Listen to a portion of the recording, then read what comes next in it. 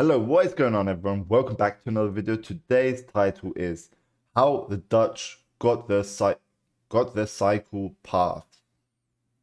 So let's check it out. I have another video on my channel somewhere about amazing Dutch bike paths. So that is also another amazing video. So check that out. You'll see it on my videos. But yeah, let's see this one. Let's give it a like. This video is by Bicycle Dutch. So the link will be in the description as well if you want to check him out. And yeah, let's get on with it, see what we have. The Netherlands has the world's largest number of cyclists, but it is also the safest place in the world to cycle. Ah, okay. Safest place to cycle. I thought it was like just safest place. I was like, wow. That is largely because of the perfect cycling infrastructure that can be found throughout the country. How did the Dutch get this network of high-quality cycle paths? Yeah, how did they? Some think, including many Dutch themselves, that cycle paths have always been there. That is only partly true. Yes, there were some cycle paths, but they were of an entirely different type than today. Narrow, of poor surface, dangerous or even absent at junctions, and not connected. And cycle paths weren't really necessary. Cyclists outnumbered other traffic by far. After World War II, everything changed. The Dutch had to rebuild their country, and they became incredibly wealthy. From 1948 to 1960, the average income got up by 44%. Wow, that's crazy. And by 1970, it was a staggering 222% more.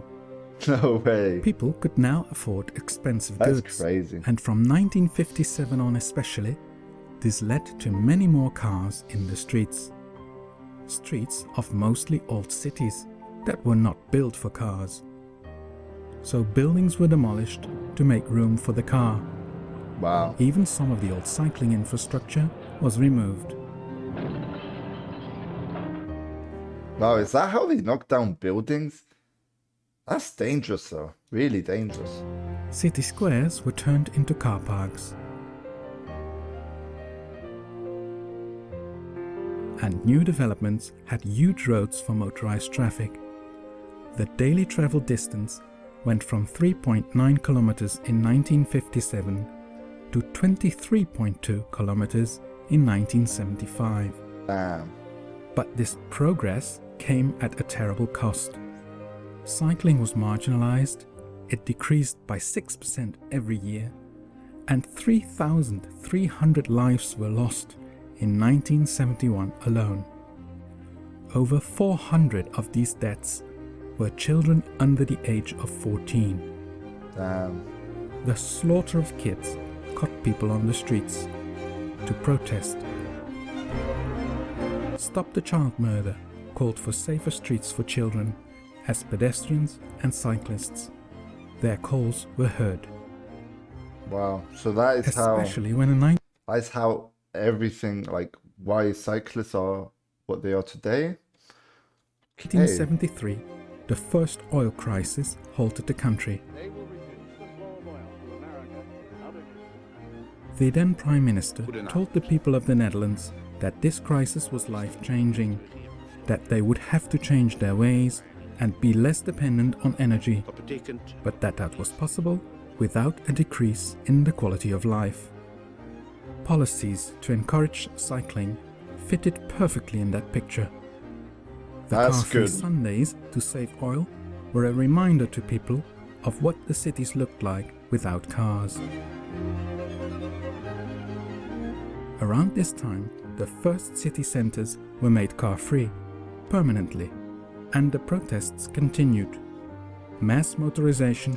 Wow, just imagine the roads closed down and everyone protests with the bicycles. That is very, very nice. Killed people, the cities, and the environment. Mass cycling tours through the cities of the Netherlands and smaller protests in favor of cycling facilities created an awareness that eventually changed thinking about transport policies. In the mid-1970s, municipalities started experimenting with complete and safe cycle routes, away from traffic. Financed by the national government, the first cycle routes were created from scratch in Tilburg and The Hague. In retrospect, they could be seen as the start of the country's modern cycling policies. Cycling increased in a spectacular way. Wow. In The Hague by 30 to 60% and in Tilburg by 75%. That is a big percentage. Just imagine, everyone goes away from cars and starts cycling. But I agree with this, you know, because cars are dangerous. You can get in accidents, you can kill people, it's dangerous. But cycling, it's good for you, you know.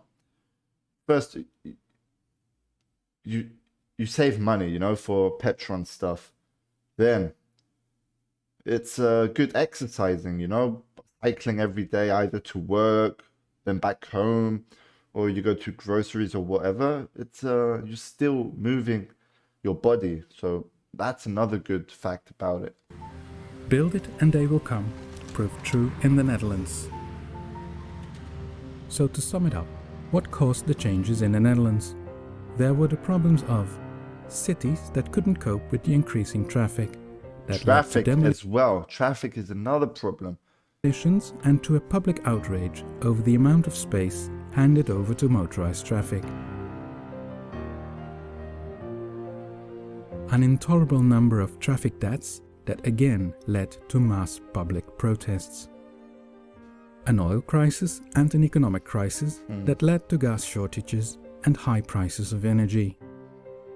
The solution was found in the political will on a national and municipal level, with both decision makers and planners to deal with this situation, by turning away from car-centric policies and making way for alternative transport, like cycling. Cycling is now an integral part of transport policies. Wow. And what success did the protesters have? The child deaths went down from over 400 to 14 last year. Wow. This, bro, that is a huge difference. Just imagine the changes you can do.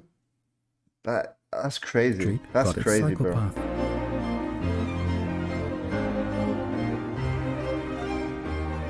This bridge didn't keep its cycle lane. Instead, it got a cycle path. This painted cycle lane became a permanent cycle path. Wow. And cars were totally banned from here. It is the now famous site of the I Amsterdam sign. Oh yeah, I've seen this sign before. Earlier, also a site of one of the mass protests. The protesters would have been a lot more comfortable lying down there today. The Netherlands' problems were and are not unique. Their solutions shouldn't be that either. Wow, that was a very interesting video, guys. Very, very interesting. Really enjoyed it. Let me know your thoughts, guys, on this in the comments below. And that's about it.